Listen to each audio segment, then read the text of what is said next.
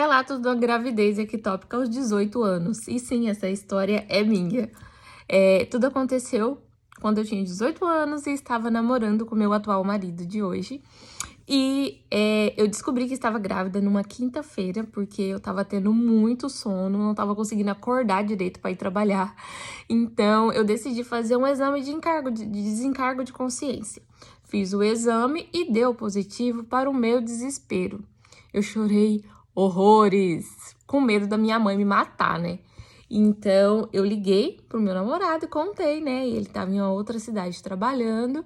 Ele ficou super feliz, né? Ele chegou no domingo. O domingo foi maravilhoso, foi um final de semana incrível. Mas logo no domingo à tarde eu já comecei a passar mal, sentir muita cólica. Minha mãe falou que não era normal, que era pra mim ir pro hospital. Eu fui no hospital, a doutora me passou um exame pra mim fazer já na segunda-feira. E foi quando eu cheguei lá pra fazer o exame sozinha, porque minha mãe e meu namorado, né, o atual namorado, tava trabalhando. E aí eu fui fazer o exame e o médico falou, você tem certeza que você tá grávida? Aí eu falei, sim, fiz o teste e deu positivo, teste de sangue. E aí ele falou, então espera um pouquinho. Aí ele procurou e ele falou, encontrei. Você tem uma gravidez ectópica, uma gravidez nas trompas, fora do útero. Aqui no meu chão acabou, né? Porque apesar de eu não querer ser mãe nova, não queria ser mãe, não gostava de criança, não queria ser mãe nova, assim, eu já tinha me acostumado com a ideia, né? Então, aqui no meu chão acabou. Fui pro trabalho da minha mãe, contei pra minha mãe. Minha mãe ficou muito triste, liguei pro namorado, contei. E ele também ficou muito triste. Fui no hospital, né, que esse foi uma clínica que eu fiz o exame. Eu fui no hospital e o médico falou, assim, que sim, tava fora do útero, que era pra mim esperar, né, até o corpo mesmo expelir pra fora. Isso foi em dezembro. E eu esperando, né, pegando atestado e esperando sair, não saía. Quando foi dia 6 de janeiro, eu fiz a cirurgia, eu fiz uma cesárea para retirar o bebê e a trompa. Eu retirei o bebê, eu ainda estava com 18 anos, que foi dia 6 de janeiro de 2014. A gente fez a cirurgia às 3 horas da tarde, às 3h15 eu já estava saindo do centro cirúrgico e o meu arrependimento até hoje foi não ter pedido para ver o que eles retiraram. A perda de um filho nunca é fácil e mesmo tendo sido mãe tão nova e não ter entendido todas as coisas, né, que estavam acontecendo, não tá entendendo direito o propósito e tudo mais, foi um sofrimento muito grande que a gente não supera. A gente acaba aprendendo a conviver, mas não superando. É muito difícil, não é fácil. Sofri com crises de ansiedade por muito tempo por conta disso, mas Deus sabia de todas as coisas, né? Com 2 meses depois, eu me casei com o meu marido e hoje a gente completa 9 anos de casado. Lembrar daquele dia não é fácil.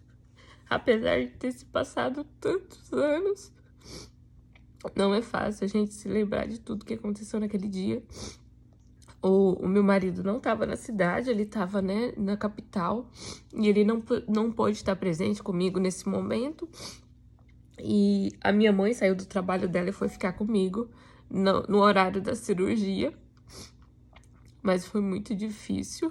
Eu fiquei 2 dias no hospital, tendo que ficar no quarto com as mães e seus bebês. E eu, sozinha, tinha acabado de fazer uma cesárea, mas não tinha um bebê para cuidar. Até hoje isso dói muito, só de lembrar. Dói muito, muito mesmo.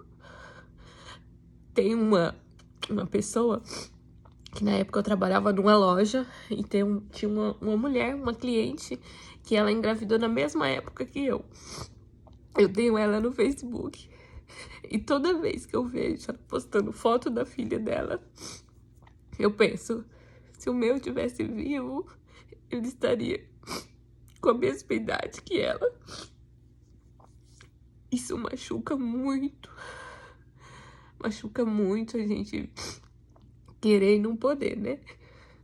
Mas Deus tinha e tem um propósito muito grande na nossa vida. E eu já sabia, porque Deus me mostrou em sonhos que eu tava grávida e que era um menino. Por isso que até hoje eu falo que é o Benjamin. Que eu sonhava que tinha um menininho lindo. E eu chegava a abraçar ele, brincar com ele. Mas quando eu virava as costas, ele simplesmente sumia. Eu não sabia para onde tinha ido, tipo, como se não tivesse existido aquele momento. E o sonho continuava. Isso eu comecei a sonhar algum tempo antes de eu descobrir que estava grávida. Depois de algum tempo eu percebi que esse sonho já era um aviso, né? Que eu iria estar grávida, mas que essa gravidez não seguiria. E logo em seguida, né, a gente se casou, eu e meu marido. 2 anos depois a gente decidiu engravidar da Radassa, né, graças a Deus. E dessa vez eu comecei a sonhar novamente, alguns meses antes, que era uma menina e que eu brincava com essa menina, só que essa menina ficava comigo. O sonho seguia com ela, entendeu? No entanto, que quando eu descobri que estava grávida, eu já sabia que era uma menina, eu sentia no meu coração que era uma menina. Eu comprei a maior parte do enxoval todo rosa, antes mesmo de fazer a ultrassom para saber se era uma menina ou um menino. No dia da ultrassom, meu marido perguntou, é uma menina mesmo? Aí o médico falou, é uma menina. Aí eu falei, amor, eu já sabia. Aí ele falou bem assim, porque se fosse um menino, nós ia ter que trocar o enxoval todo, que ela já comprou tudo rosa. Mas eu sempre confiei em Deus e sempre soube que era uma menina, porque Deus já tinha me falado em sonho. Então, é sempre muito emotivo lembrar daquele dia, lembrar de toda a nossa trajetória com os nossos filhos. A minha primeira gravidez, que foi uma perca, a minha segunda gravidez, que foi da Radassa, foi uma gravidez maravilhosa, mas que após o nascimento, né, desde o nascimento até os 40 dias da Radassa, os 3 meses dela foram bem dedicados a ela, teve muitas complicações, muitas idas ao hospital.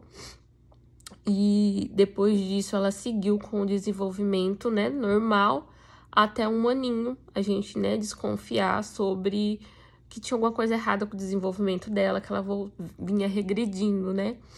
E foi quando a gente teve o diagnóstico do autismo dela. Então, também não foi nada fácil, mas a gente vem superando aí a cada dia.